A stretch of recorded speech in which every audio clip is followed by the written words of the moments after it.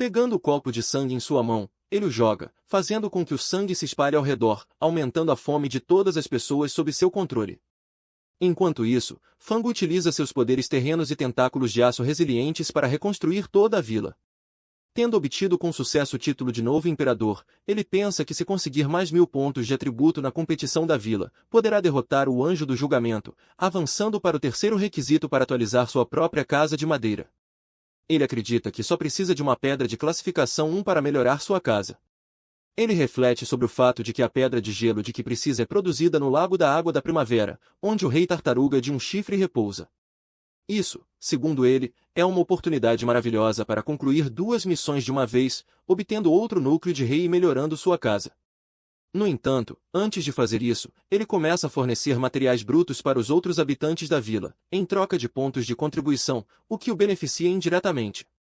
Pensando que ele pode usar os recursos divinos para trocar esses pontos por tudo o que precisa, como panelas, frigideiras, óleo, sal e especiarias, ele começa a se aproximar rapidamente do lago, tendo encontrado várias maneiras de se tornar mais forte do que antes. Fang fica cada vez mais animado. Ele pondera o fato de que os habitantes da vila com talento baixo ou não combativo têm muitas outras maneiras de sobreviver.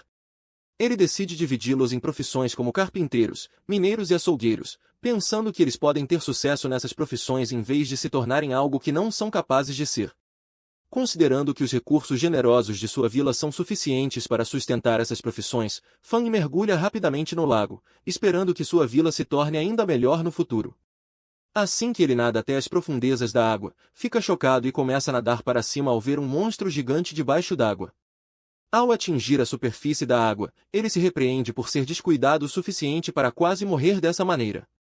No entanto, neste momento, o monstro emerge da água e o engole sem que ele perceba.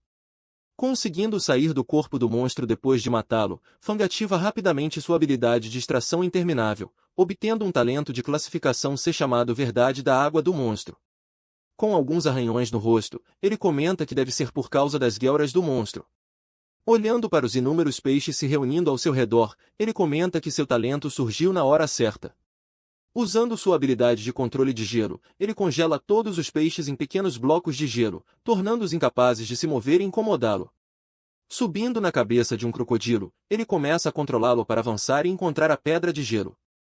No entanto, mesmo após uma hora se movendo por lá, ele é incapaz de encontrar a pedra, comentando que o lago é muito grande. Girando para o crocodilo, ele pergunta se mentiu para ele sobre a pedra e está propositalmente dando voltas para ganhar tempo, mas o crocodilo o assegura que esse não é o caso. Frustrado por ser tratado dessa maneira, o crocodilo lembra que Fang entrou em sua casa de repente e a levou à força para guiá-lo pelo caminho. Enquanto pensa nisso, Fang de repente percebe uma tartaruga nadando em uma certa direção. Seguindo a tartaruga, Fang chega a um lugar com inúmeras criaturas semelhantes sentadas ao redor de um gigantesco monstro de um chifre. Reconhecendo-o como Rei Tartaruga, assustado ao ver que o crocodilo está prestes a gritar, Fang diz para ele ir embora se não quiser morrer. No entanto, ele proíbe que fuja, ameaçando matá-lo se fizer uma tentativa. Depois que o crocodilo se afasta, ele se volta para a gigantesca tartaruga de um chifre, decidindo primeiro obter seu núcleo e depois a pedra de gelo. Carregando as mãos com uma energia avassaladora, ele lança um ataque, fazendo o Rei Tartaruga olhar para cima e ficar frustrado com seu esforço, perguntando se ele quer morrer. No entanto, sem impacto na ameaça, Fang continua direcionando sua energia para o monstro, eliminando todas as outras criaturas menores no processo. Em resposta, o Rei Tartaruga se vira em frustração e libera ondas poderosas de energia pela boca, causando uma forte força de empurrão em Fang. Ao observar todas as criaturas maiores e menores se posicionarem para atacar Fang, ele fica surpreso, considerando que os mamutes e as formigas também usam as mesmas táticas, mas não conseguiram focar todos os seus ataques em um alvo. Fang comenta que a tartaruga é definitivamente diferente. Olhando para as inúmeras flechas viajando em sua direção a grande velocidade, Fang percebe que seria muito difícil para ele vencer desta vez. Conseguindo se salvar das flechas, Fang continua avançando quando o Rei Tartaruga lança uma flecha gigante em sua direção. Correndo para longe da flecha, ele consegue se salvar do ataque e mantém uma distância segura. No entanto, em vez de parar, a flecha continua a segui-lo onde quer que ele vá, fazendo perceber a vantagem especial do terreno que as bestas aquáticas têm. Enquanto pensa nisso, uma das flechas perfura subitamente sua perna, fazendo-o cair, permitindo que outras flechas se aproximem. Rastejando atrás de uma pedra próxima, ele se esconde para se proteger das flechas, enquanto todas as criaturas presentes na água começam a procurá-lo. Observando o rei comandar todas as outras criaturas para procurá-lo, Fang percebe que se não puder fazê-los sair da água, terá que mirar no rei primeiro. Usando sua habilidade de clonagem de sombras, ele convoca seu clone, instruindo-o a tornar a situação caótica correndo e continuamente mudando sua trajetória, evitando os ataques diretos. O clone deixa o local e começa a correr em uma direção diferente, fazendo com que todos os monstros o sigam, enquanto lança continuamente flechas em sua direção. Observando a direção, o clone atrai com sucesso todos os monstros em sua direção. Fang decide entrar em ação enquanto evita usar qualquer uma de suas habilidades para não ser pego. No entanto, neste momento, uma das flechas atinge seu clone, fazendo com que ele seja despedaçado, deixando Fang chocado, enquanto o Rei Tartaruga olha na direção do clone para descobrir o que aconteceu com ele. Fang aparece subitamente atrás do monstro e lança um ataque poderoso, bloqueando o ataque. O monstro abre a boca para engoli-lo quando ele ativa sua habilidade de restrição de sombras, fazendo com que tentáculos enormes surjam da superfície subaquática. Fang faz o monstro ficar preso neles, carregando sua mão com uma energia avassaladora e então soca o monstro, levando a sua morte e causando a Fang receber sua essência como recompensa. Pousando perto do corpo morto do Rei Tartaruga, Fang olha para as inúmeras tartarugas que se aproximam dele e comenta que, sem o líder, elas serão apenas pontos para ele. Com a ajuda de seu clone, ele começa a matar todas elas, extraindo suas habilidades e ficando ainda mais poderoso como resultado. Como recompensa por completar a missão, ele obtém uma habilidade de ataque rara do tipo meteoro, comentando que ela é melhor do que suas expectativas. Neste momento, o crocodilo aparece repentinamente atrás dele, fazendo-o virar-se confuso. Fingindo ser leal e amigável, o crocodilo afirma que a pedra de gelo está bem na frente deles. Sentindo-se assustado com o poder esmagador do crocodilo, Fang então começa a avançar para obter a pedra. Assistindo a Fang completar a missão através do sistema, uma mulher que parece pertencer a um mundo diferente fica surpresa com isso. Observando alguns outros humanos de aldeias diferentes nas telas à sua frente, as outras pessoas naquele mundo começam a discutir o fato de que esses humanos têm corpos naturalmente fracos. Considerando que Fang pertence a uma aldeia com recursos comparativamente mais abundantes e completa missões com um nível de dificuldade mais alto, eles o consideram um humano poderoso, comentando que obter as essências dos 5 reis não é nada difícil para ele. Eles acham que ele definitivamente vai surpreendê-los na Guerra da Encosta do Dragão. Enquanto isso, Fang senta-se acima de uma águia voando sobre os campos em direção à sua aldeia. Olhando para a janela de status, ele expressa sua surpresa ao ver Liu Yuan ultrapassando Liu Svan em termos de níveis. De repente, considerando isso muito estranho, ele se pergunta o que fizeram para aumentar seus níveis tão rapidamente, considerando-os um pouco suspeitos. Lendo as discussões sobre as pedras de energia na sala de bate-papo, ele se pergunta por que a demanda aumentou e entende a situação, comentando que alguns jogadores de alto nível estão ficando ricos silenciosamente. Ele compreende que doar uma arma de novato pode fornecer 2 pontos de contribuição e uma pedra de energia compreende 10 pontos de contribuição. Portanto, essas pessoas estão vendendo uma pedra de energia por 10 armas de novato, lucrando 10 pontos de contribuição, que eles usam para subir de nível rapidamente, considerando. Fang considera essas armas como um recurso comum nas aldeias.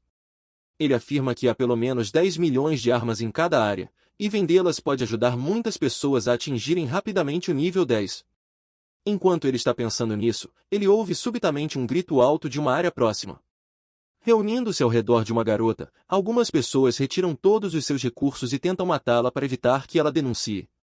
Chorando por ajuda, a garota afirma que Fang, o chefe da aldeia, não os poupará por esse ato, fazendo-os rir e afirmar que ele não teria revelado seu segredo de evolução se quisesse ajudar. Neste momento, a garota fica surpresa ao ver Fang de pé acima das costas de uma águia, comentando que eles não merecem ser chamados de humanos depois de atacarem os próprios semelhantes. Punindo todos os responsáveis pelo saque, Fang afirma que esse tipo de coisa é inevitável. Ele acredita que, neste mundo cruel de morte, todos estão experimentando uma competição que tem uma linha de chegada desconhecida. Alguns seguirão as regras e se esforçarão enquanto avançam, enquanto outros se esconderão na escuridão, esperando uma chance de prejudicar os outros para seu próprio benefício. Ele salva a garota e a leva de volta para a aldeia, dizendo-lhe para entrar e ficar de olho em pessoas como eles. Ele sobe novamente nas costas da águia e voa para longe, obtendo uma visão aérea da aldeia. Ele afirma que precisa ir verificar o que o chefe da aldeia pode fazer uma vez que a aldeia evoluir. Sentindo raiva dos criminosos que existem em sua aldeia, ele fica determinado a fazê-los pagar por seus atos e removê-los de seu território. Voando sobre os vales, ele comenta que a habilidade de domar bestas é muito útil, especialmente para bestas aladas, facilitando muito as viagens de longa distância. Saltando para um local específico, ele se depara com diversas flores de aparência única e ativa sua visão da verdade para descobrir que são plantas devoradoras de humanos, chamando-as de um grupo de flores bestiais.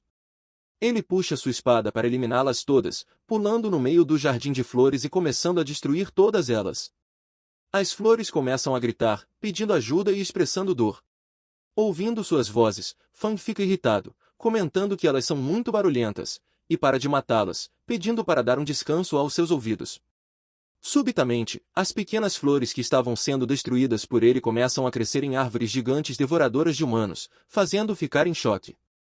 Despejando grandes nuvens de veneno ao redor de Fang, as árvores fazem seu corpo começar a queimar, fazendo-o sair rapidamente.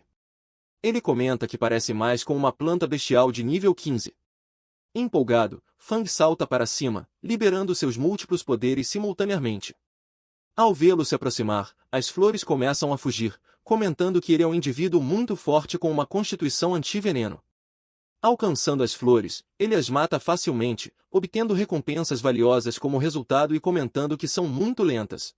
Fang percebe que, se cortadas por uma espada, podem ser rapidamente, mas se queimadas pelo fogo infernal, perdem a capacidade de se regenerar. Considerando que acumulou incontáveis pontos de energia e atributos apenas matando pelo caminho, Fang comenta que este é um crescimento incrível. Ativando sua visão da verdade mais uma vez, ele começa a examinar os inúmeros ninhos nas árvores, percebendo que pertencem a vespas que se alimentam de sangue. Considerando o número avassalador delas, Fang pensa que não serão impedidas por uma defesa simples e decide experimentar seu novo talento. Ativando sua habilidade, ele faz densas nuvens de fumaça se espalharem na área, confundindo as vespas. Em seguida, inúmeras cones afiadas começam a surgir das nuvens, formando uma tempestade de gelo. Dentro dessa tempestade, as cones se transformam repentinamente em inúmeras flechas afiadas, que começam a atingir as vespas e derrubá-las rapidamente. Como resultado de matar incessantemente essas pequenas criaturas, Fang avança para o 13º nível, ganhando inúmeros pontos de energia e atributos. Tendo destruído todos os ninhos da árvore, Fang respira fundo, comentando que seu talento de 4º nível é forte o suficiente para eliminar 3.000 vespas de uma vez. Caminhando em direção a uma árvore com aparência única ao longe, Fang afirma que agora é a vez dela, revelando ser uma antiga besta morta. Em resposta, a árvore se transforma em uma criatura parecida com um humano, comentando que é muito interessante. A criatura afirma que muitos anos se passaram e outro humano entrou nesta área proibida para fornecer seu sangue como fertilizante. Isso faz com que inúmeras flores que devoram humanos e ninhos de vespas que se alimentam de sangue surjam ao seu redor. A árvore ordena que todos o matem, resultando no surgimento de uma gigantesca vespa-rei dourada de um dos ninhos, avançando em direção a Fang. Ele comenta sobre o ótimo timing dela. Usando sua habilidade de domar bestas, ele controla a Vespa-Rei, dizendo para ela ouvir seu comando, fazendo-a pousar no chão. Usando sua habilidade de controlar a terra simultaneamente, ele faz enormes rochas subirem no ar e atingirem as vespas, eliminando-as instantaneamente. Espero que você tenha gostado do manhwa. Não se esqueça de curtir e se inscrever para mais.